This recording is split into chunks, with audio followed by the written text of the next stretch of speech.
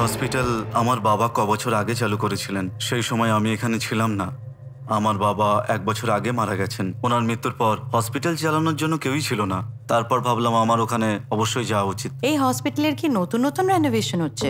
Doctor অরুণ যখন থেকেই hospital join করলেন তখন থেকেই এটা একটু ভালোভাবে চলছে। হাসপাতালের নামে এখানে অন্য কিছু তো চলছে না, এখানকার সিসিটিভি গুলো চলছে না, আর ওয়ার্ডে পরিকল্পনা করে মার্ডারও করা হচ্ছে। এটা কোইন্সিডেন্স হয় কিভাবে, তাই না?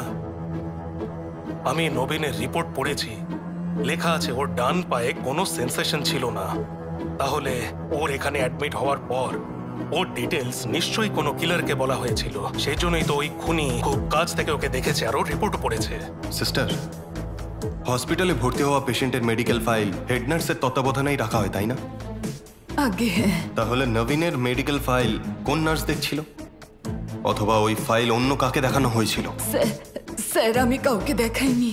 সিস্টার, একদম নিশ্চিত হয়ে বলছেন তো? হ্যাঁ স্যার, পেশেন্টের ফাইল নার্সিং টেবিলে রাখা থাকে, আর নার্সিং স্টেশনে কোনো অচেনা মানুষের পক্ষে এসে ফাইল দেখা সম্ভব নয়। টেবিলে শুধু তখনই কেউ ছিল না যখন নবীন মারা যায়, তাই না? বলুন।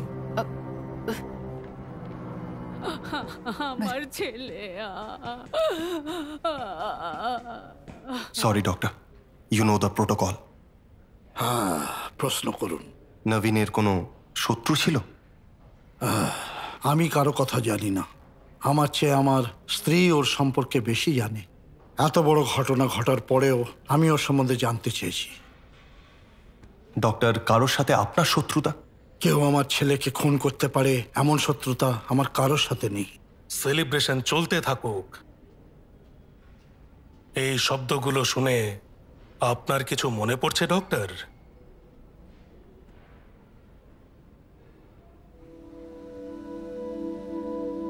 মা বাবা জীবিত থাকতে তাদের সন্তান যদি তার সামনে মারা যায়, তবে তার চেয়ে ট্র্যাজেডি আর কিছু হতে পারে না।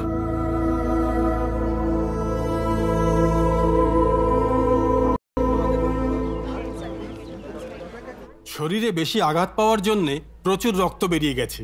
এখানে দেখুন, রক্তস্রাবের জন্যই মৃত্যু হয়েছে। এই যে ইগুইনাল লিগামেন্টের নিচে 6 সেন্টিমিটার লম্বা একটা গভীর ক্ষত আছে। বাকি যেসব ক্ষত সেগুলো এত গভীর নয়। ভালো করে দেখলে অ্যাক্সিডেন্টে যে চোট লেগেছে এগুলো ছেড়ে শরীরের উপরের ভাগে জ্বলে যাওয়া কোনো লক্ষণ দেখা যাচ্ছে না।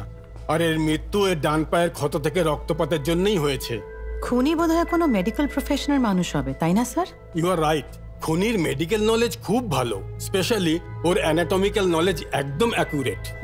বাট ইন মাই রিডিং ওর প্র্যাকটিক্যাল এক্সপেরিয়েন্স কম আছে। স্যার, হোয়াট ইউ মিন?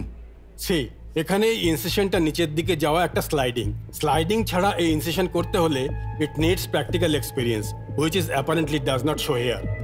তাহলে স্যার, মার্ডারের জন্য খুনি যে ওয়েপন... এর নাম number 11 scalpel, both pointing and piercing. আমাদের যে সার্জনরা আছেন তারা গভীরতার জন্য ওটা ব্যবহার করেন, scalpel. Formalin tablets, scalpel and birthday card দেখতে গেলে এই অ্যাক্সিডেন্ট করানোটা কাইন্ড স্ট্রেঞ্জ, তাই না?